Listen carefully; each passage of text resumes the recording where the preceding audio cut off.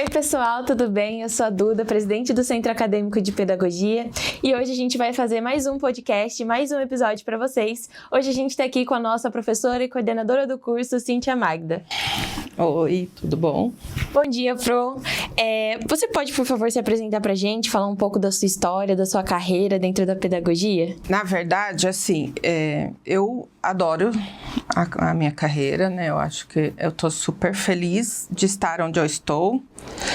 Confesso que eu não tinha o desejo de ser professora. Eu sempre achei que eu queria ser dentista, porque meu padrinho de batismo, ele é dentista e ele teve, assim, bastante... assim, o sucesso que a gente espera, né? Dinheiro, várias coisas, né? Posição social. E aí eu achava que isso eu ia conseguir através da odontologia. Só que aí eu tive um problema seríssimo com o dente do siso e falei, nunca vou fazer isso na boca de ninguém. E aí eu já estava fazendo Cefam, porque o Cefam foi um divisor de águas na minha vida, né? Que eu fui fazer, na verdade, porque tinha uma bolsa de um salário mínimo por mês para ter dinheiro e muita gente foi fazer por isso também.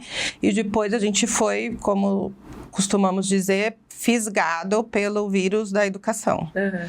E aí lá no Cefam eu descobri que era a minha vocação, minha paixão, minha essência de vida, trabalhar com a educação. E aí já saí na formatura, já estava trabalhando, né, em escola de educação infantil e de lá para cá, desde 1990, alguma coisa. Eu trabalho com educação infantil e aí também nunca sonhei ser doutora, né? Trabalhar na universidade, porque eu achava... os doutores que eu conhecia eram todos muito velhos e muito sábios, né? Na universidade que eu fiz, que era particular, mas tinha alguns doutores e eram, assim, as pessoas mais velhas, mais sábias, assim, super respeitadas. Eu falei assim, nunca eu tenho chance de ser doutor. E aí, fui conhecendo, fiz a pedagogia numa particular, mas logo em seguida fui fazer uma especialização na Unesp de Bauru, e aí fui percebendo que era possível, né? Aí houve aquele período de democratização, né, no início dos anos 2000, que houve aquele movimento de aumentar os mestres e doutores no Brasil. E aí eu entrei nesse movimento também e fiz mestrado, doutorado, e aí eu falei assim, agora eu quero Unesp. E aí eu fui até chegar aqui. Ai, que incrível, Pro. Obrigada por compartilhar essa sua história com a gente. E nosso assunto hoje, a gente vai falar sobre o PIBIC, iniciação científica no geral e extensão. E aí eu gostaria de saber como que foi você entrar e estar coordenando o PIBID hoje. Então, na verdade, eu gosto muito da extensão, porque eu acho que a universidade pública, ela tem investimento, né, de toda a sociedade, e por isso ela tem que devolver, de alguma forma, esse investimento que é feito nela. E a extensão, para mim, é essa devolução, né, e a gente tem condições de fazer coisas muito boas. Esse PIBID em especial, houve uma mudança o ano passado, né, no programa, porque em 2015 foi criada a residência, 2016, a residência pedagógica, e aí o ano passado, e aí teve uma série de críticas, né, de questões com relação à residência pedagógica, questões principalmente políticas, né, com o golpe contra Dilma e tal, e aí... o ano passado foi unificado, a residência deixou de existir e ficou só o PIBID. E aí eles abriram uma cota para alfabetização.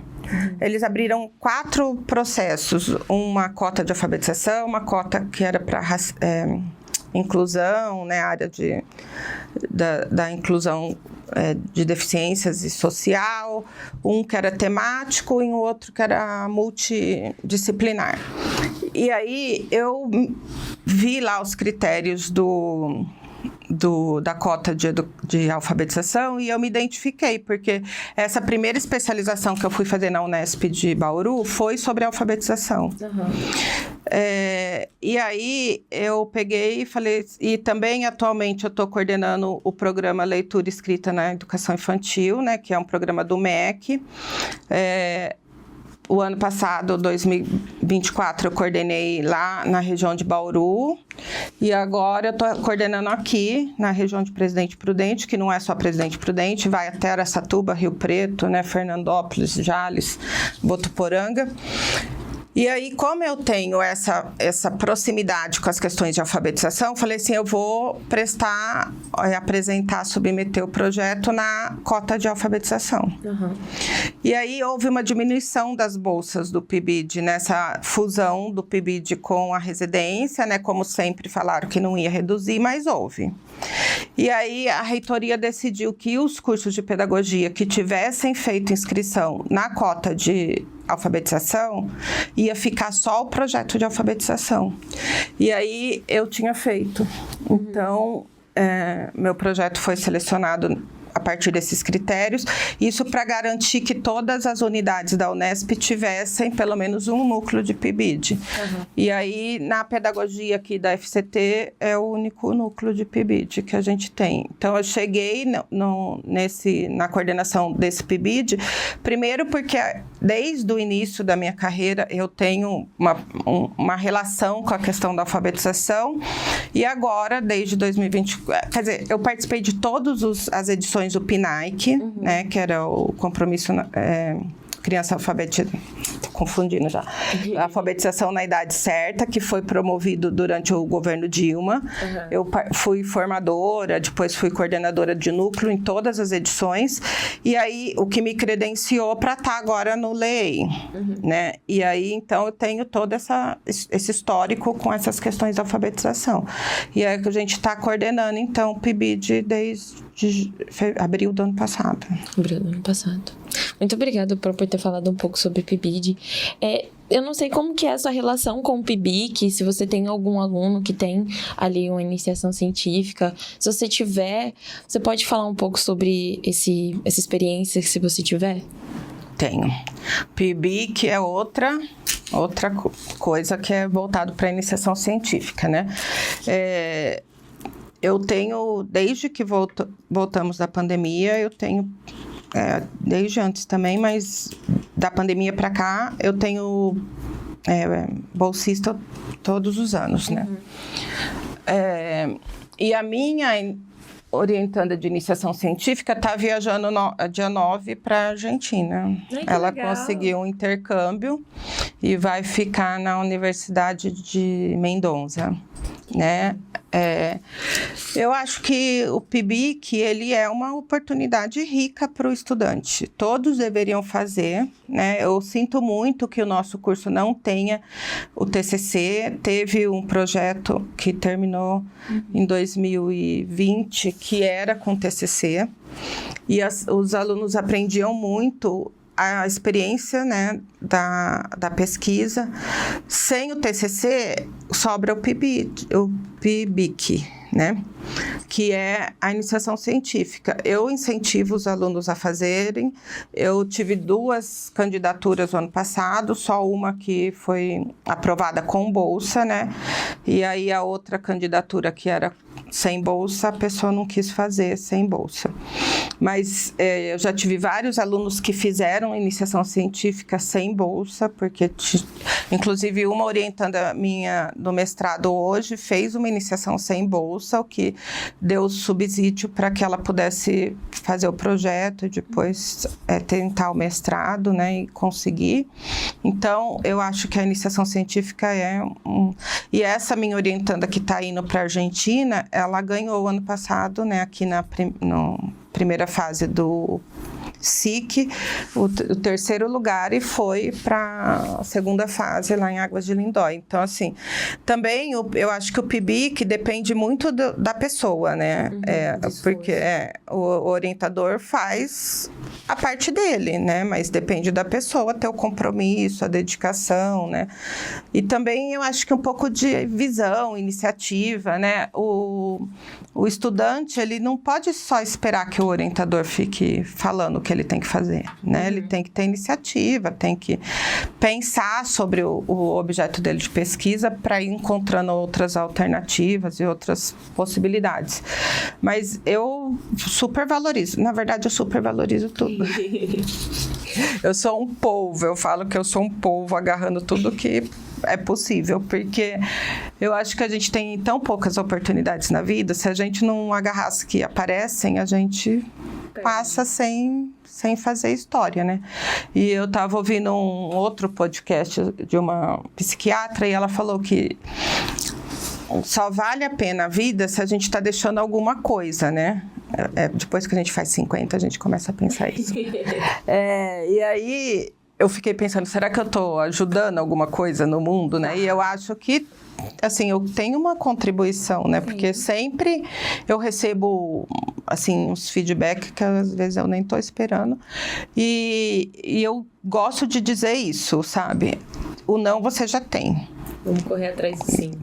Se você for lá e errar e não der certo e você não for eleita, por exemplo, tudo bem, faz parte, entendeu?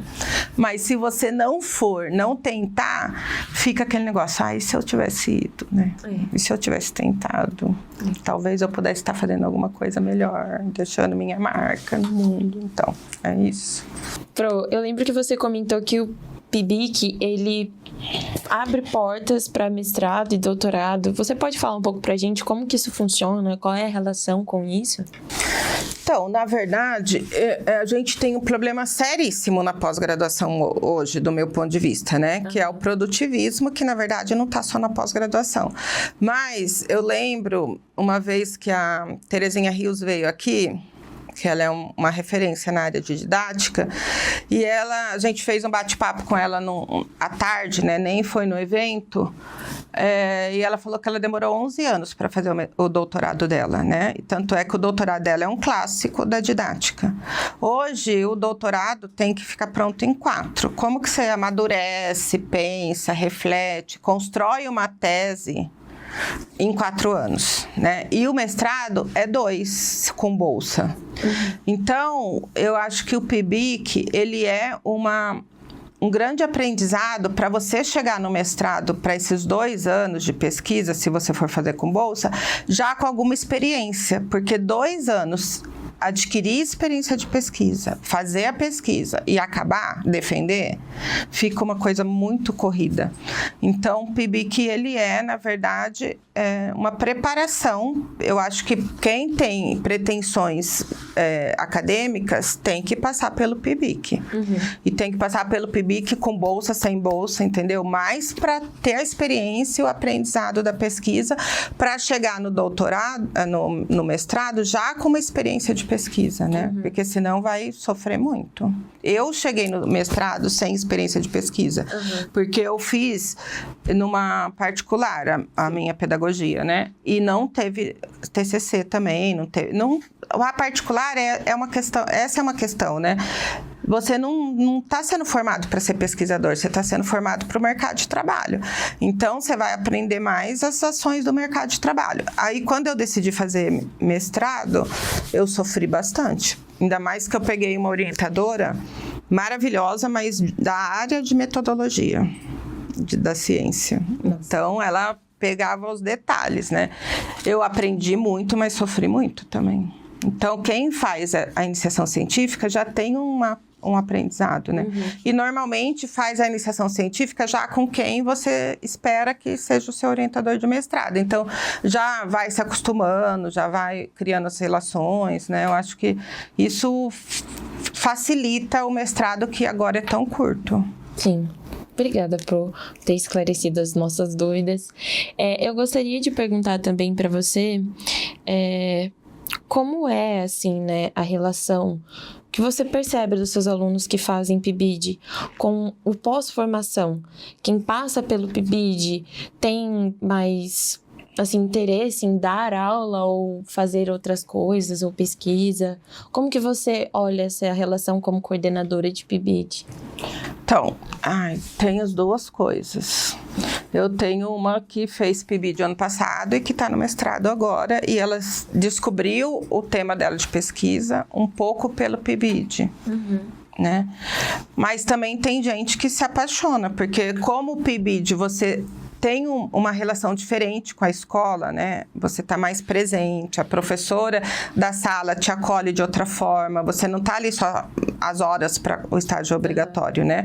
Você está o ano todo e você acaba fazendo parte do grupo, né?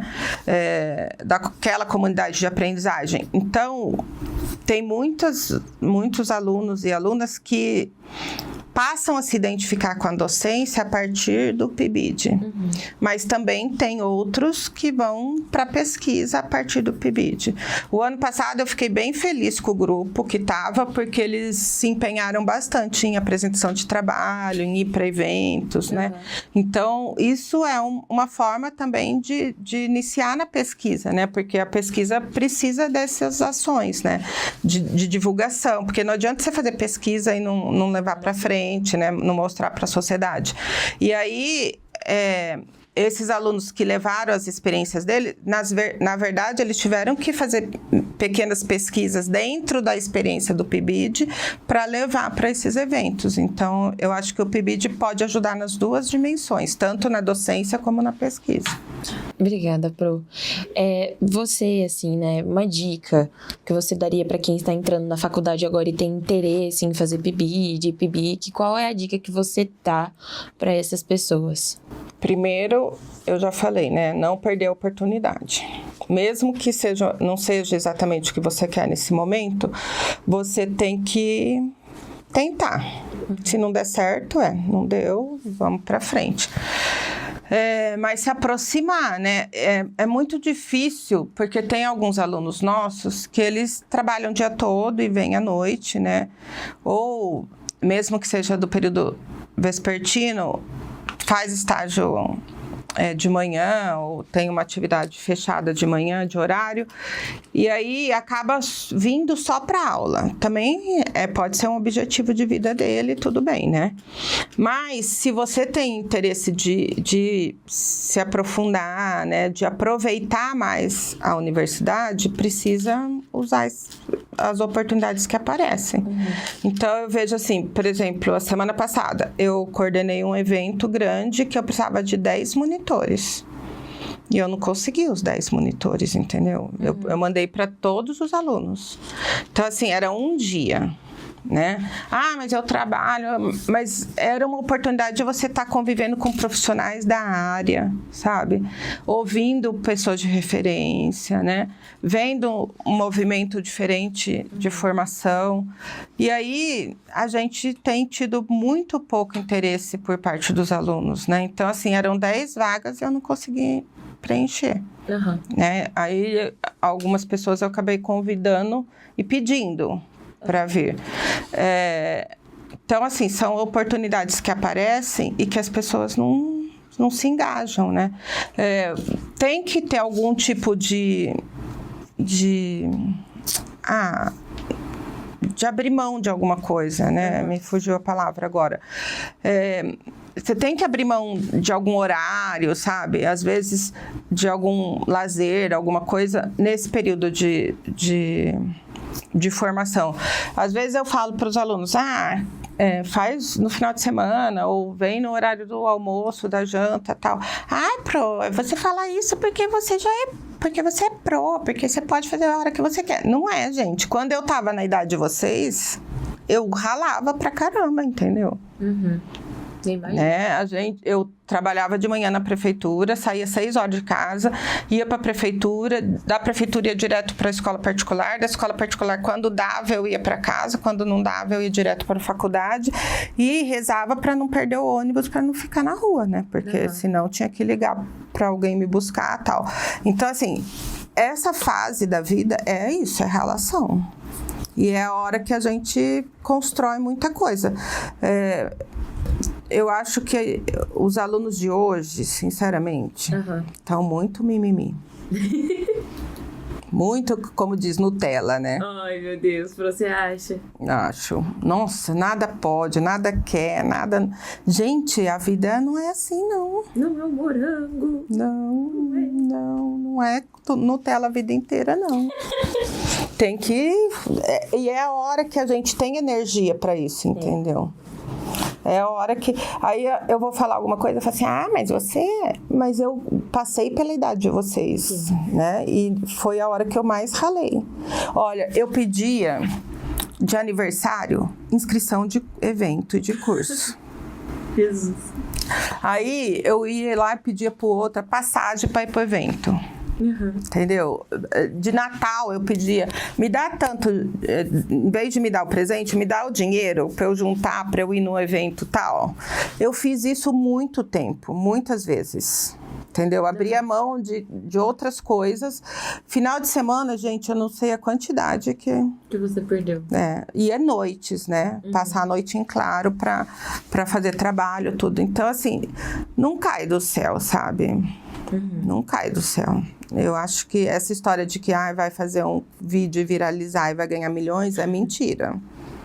Entendeu? É mentira. Tem gente que ainda tá sonhando com isso, mas não é verdade.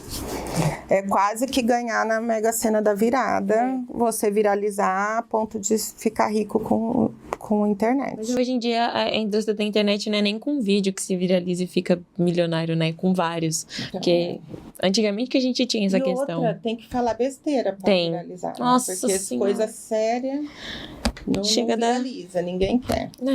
Então, assim, ou rala ou rala. Uma hora vai. Eu ouvi alguém falando, eu não sou herdeira, eu tenho que ralar. Eu também não sou herdeira, eu acho que eu vou herdar a dívida. Entendeu? Então, eu tenho que ralar. Se eu não ralar, já era. E é isso, eu acho que o povo tá muito, muito achando que vai cair do céu as coisas. Uhum. E eu acho também que eu não sei se... Gente, precisa olhar para planejar o futuro, sabe? Uhum. Pensar o que você quer. Não assim, muito lá na frente, mas o que você quer o ano que vem. Para você chegar no ano que vem nisso, o que você precisa fazer antes disso? Entendeu? E falta isso para muita gente. Você, assim, né, como coordenadora de curso e PIBID, que dica você daria para as pessoas que querem entrar? Como que elas conseguem entrar no PIBID, no PIBIC e tudo mais? O PIBIC é um edital da reitoria, tá? Sai agora o PIBIC com bolsa. Uhum. Tá? Sai agora no primeiro semestre. Aí eu vejo quem tem interesse. Normalmente as pessoas já me procuram. Aí a gente já discute alguma temática, né? Prevê uma possibilidade de pesquisa. E a pessoa tem que escrever um projeto de 5 páginas. Aí eu leio, oriento, corrijo, tudo. A gente faz um trabalho ali entre o período que sai o edital e o final da submissão, até a gente conseguir tentar um projeto que fique bom para concorrer. Uhum. Mas também depende do currículo do aluno. Uhum. Né? Eu tenho um currículo que eu consigo atingir a pontuação necessária para a gente conseguir a bolsa. Mas não depende só do meu currículo, depende do aluno também.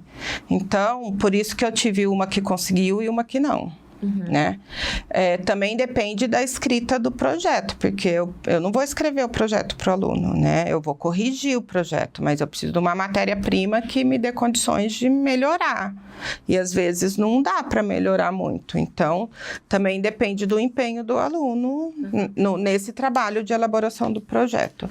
Então, o PIBIC é isso. Aí vai para a reitoria, os primeiros colocados recebem bolsa pelo CNPq, aí tem uma cota de bolsas da reitoria, que é a reitoria que paga, e depois tem os que ficam classificados e que podem desenvolver como iniciação sem bolsa. Uhum. Independentemente disso, também tem a iniciação sem bolsa, que é de fluxo contínuo. Aí você faz o projeto nos mesmos moldes, apresenta lá no CISPROP, no CIS alguma coisa lá do PIBIC, e aí é avaliado, normalmente é bem rápida a avaliação desse, e a pessoa desenvolve no tempo que ela se propôs tal, e põe um relatório que vai ser aprovado e ela vai ter o reconhecimento dessa iniciação sem bolsa.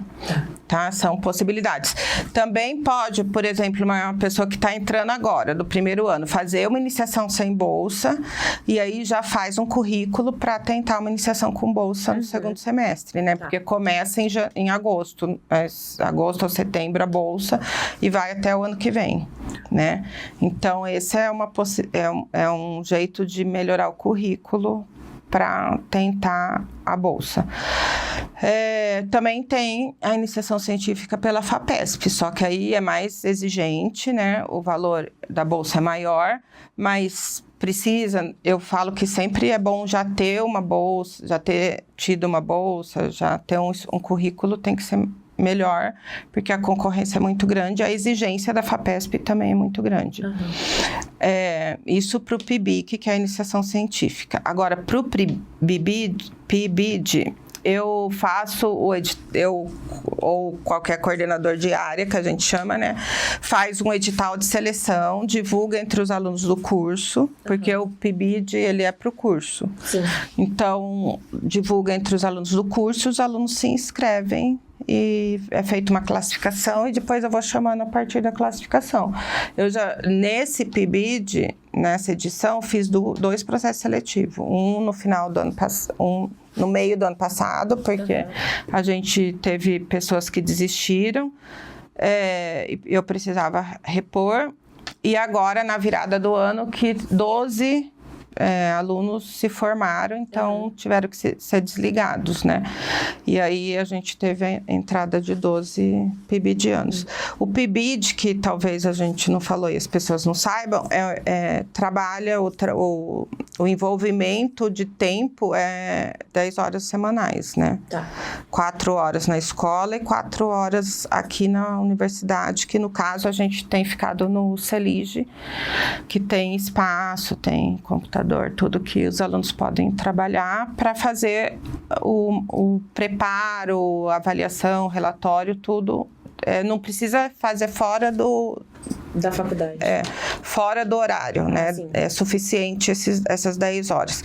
E 2 horas por semana é a reunião com a supervisora, que é a professora da escola, ou comigo, todo mundo junto no grupo de estudo. Entendo. Porque, o PIBID, ele é de inserção no espaço do trabalho, né, no campo de trabalho, mas de formação. Então, os alunos precisam estudar algumas questões para levar a prática adequada lá para a escola. Entendo. Obrigada por ter falado. E eu lembro que você citou que para entrar no PIBID precisa ir até um professor ou até alguém que queira, né, fazer o PIBIC, perdão. Como que agora quem está ingressando perde esse medo? Porque muitos, né, calouros que chegaram falam, eu quero fazer iniciação científica, mas eu não sei como chegar no professor, o que eu falo? Então, dá uma dica aí para eles falarem assim, faz isso. Sejam assim. Porque, assim, cada professor é um professor, né? Tem professor que é mais aberto para conversar com o aluno e tem professor que não, né? Isso é do jeito de ser de cada um.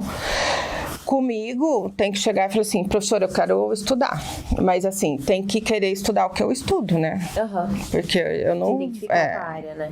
Eu não vou ficar lendo um trabalho de uma outra coisa que eu nem domino para saber se está certo, se está errado, para poder ajudar, né? Então, tem que se identificar com o que eu estudo, que é educação infantil, né? Agora eu estou trabalhando com a literatura, com a alfabetização, né, o letramento. E aí chegar e falar assim, professora, para mim chega e conversa, entendeu?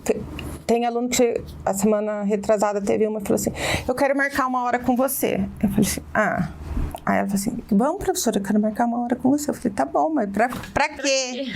Aí ela pegou e falou assim, pra gente conversar. Eu falei assim, ai, Jesus amado, eu não tô com muito tempo pra bater papo assim, né? Eu falei, mas conversar sobre o quê? Ela falou assim, sobre pesquisas. Aí eu falei assim, nossa. Aí eu falei, tá bom, então a gente marcou para amanhã. Então, assim, não sei, para mim é chegar e começar a conversar, entendeu? Agora tem professor que tem que ver o perfil dele, né? Como que ele gosta, se ele quer que chame senhor doutor, né? Tem professor que é assim, tem professor que é de boa. Mas normalmente é chegar e começar a conversar. Primeiro se interessar pela área do professor, né? Que eu acho que isso não sou só eu.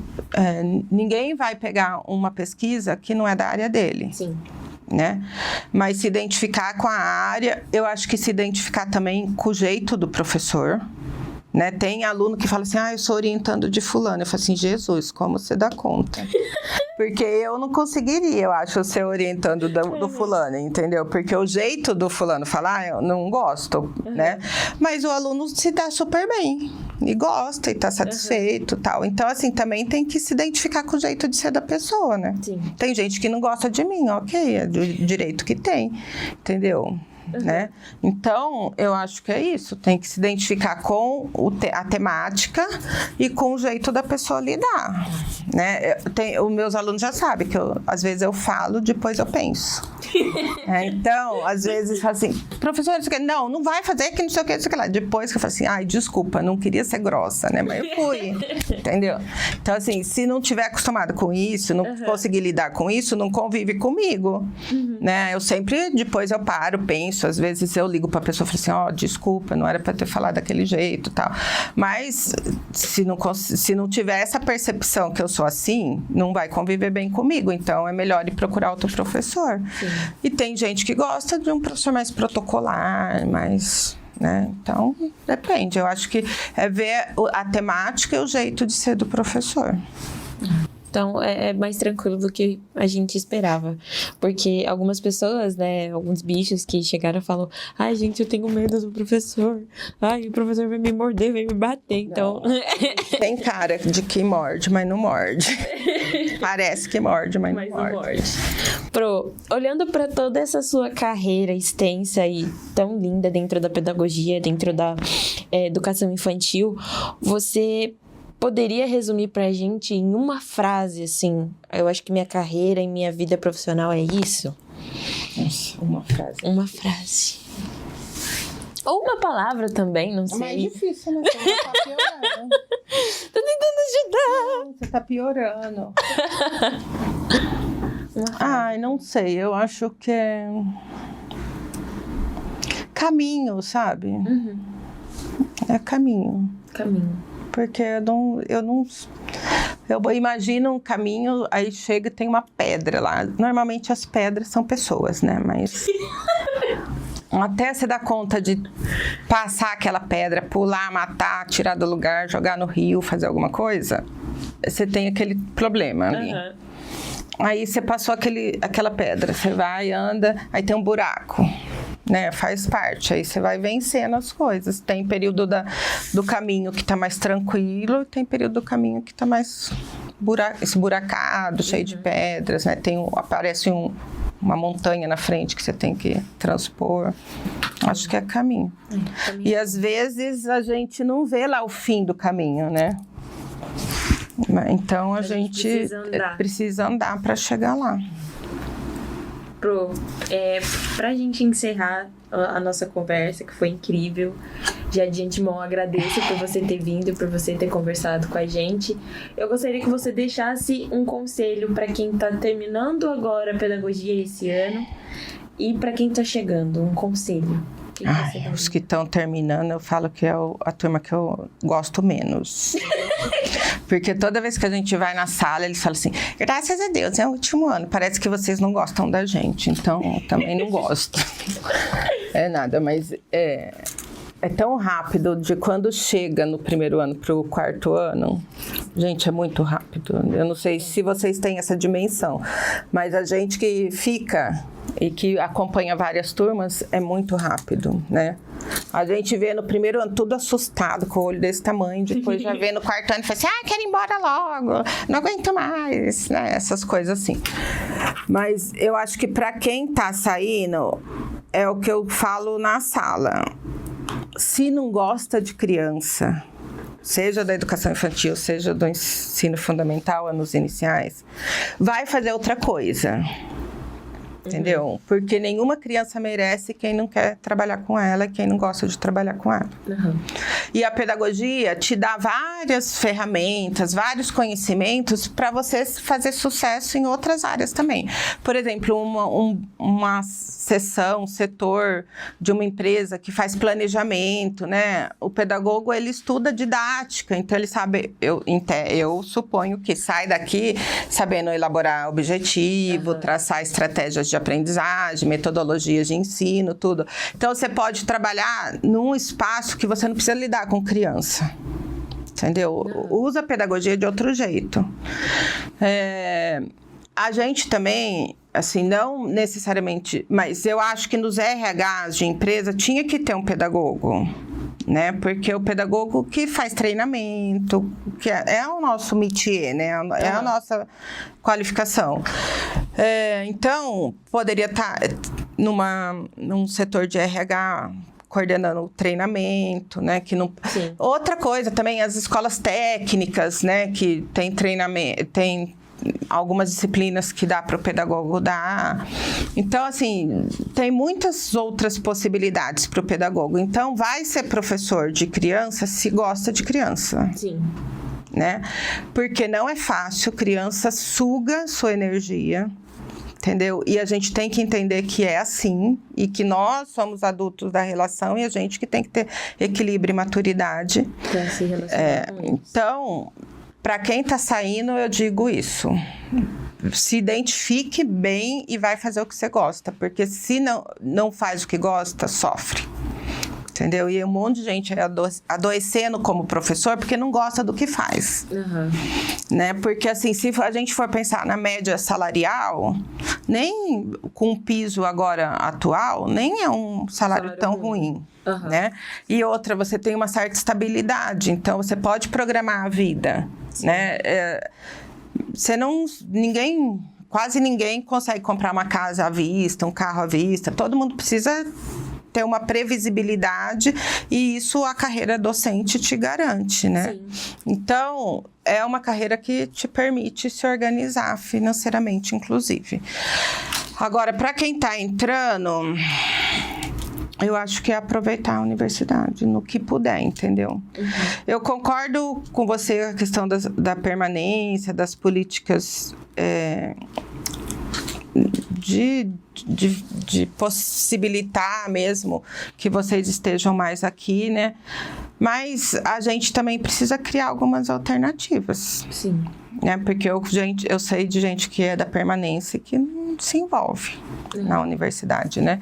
Então, assim, eu sei que tudo é casos específicos, né? Não é a maioria e tal, e a gente não pode generalizar. Mas viver a universidade no que puder, tirar o máximo daqui, entendeu? Porque quando eu fiz pedagogia, gente, eu trabalhava 2 períodos e eu fechei, na época, a biblioteca era uma fichinha. Eu fechei os 2 lados da fichinha em um semestre. Eu li todos os livros? Não. Mas eu carreguei os livros, entendeu? E alguma coisa eu folheei, eu aprendi, eu entendi mais ou menos o geral do livro, entendeu? Então, assim, é isso. Eu acho que mesmo que você não possa... não vou conseguir dar conta e fazer muito bem feito. É melhor feito do que perfeito. É melhor você tá um pouco do que não tá nada. Entendeu? Eu acho que é isso. Pro, muito obrigada por você ter vindo pra cá. É assim, uma honra enorme ter te entrevistado, ter aqui com você, batido esse papo tão gostoso. E é isso, pessoal. Agradeço vocês por terem assistido o nosso podcast e até o próximo episódio. Tchau, tchau!